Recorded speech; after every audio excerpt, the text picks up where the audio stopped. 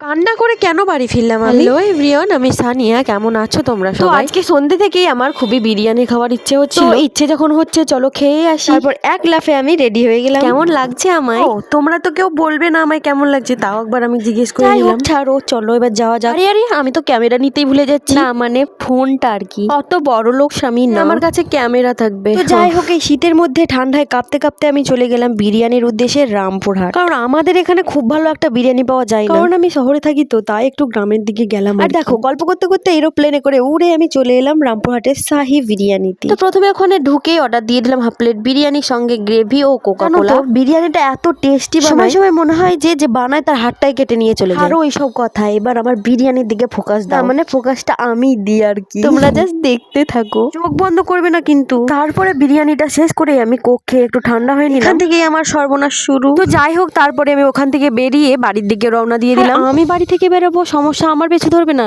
কখনো হতেই পারে তাই না। এখানে আমাদের এরোপ্লেনের তেলও শেষ হয়ে যায় আর কি, এরোপ্লেনে আবারও তেল ভরে আবারও রওনা দিয়ে দিই সেই বাড়ির দিকেই। তো আসার সময় এতটাই ঠান্ডা হাওয়া দিচ্ছিল যে আমার শরীরে ভর্তি হয়ে অ্যালার্জি বার হয়ে যায়। আর হ্যাঁ, এটাই হচ্ছে আমার সর্বনাশের কারণ। এটা এতটাই জ্বালা করে আর চুলকায় যে সেটা সহ্য করা যায়। এটা বার হওয়ার কারণ হচ্ছে এই ঠান্ডা। ওই যে বললাম, কোক খাওয়ার সাথে সাথেই আমার সর্বনাশ শুরু। যেহেতু ঠান্ডা ছিল, সেই ঠান্ডার মধ্যে আবার ঠান্ডা হাওয়া লেগেছে আমার শরীরে, দুই থেকেই হয়ে গেছে আমার এই অ্যালার্জিটা। আমার মাথায় ছিলই না যে ঠান্ডায় আমার অ্যালার্জি আছে। তো ডক্টর দেখাবার পরেও আমার এটা ঠিক হয়নি। তোমরা যদি কোনো সলিউশন জেনে থাকো তো প্লিজ আমাকে কমেন্টে বলো। আজকের মতো টাটা।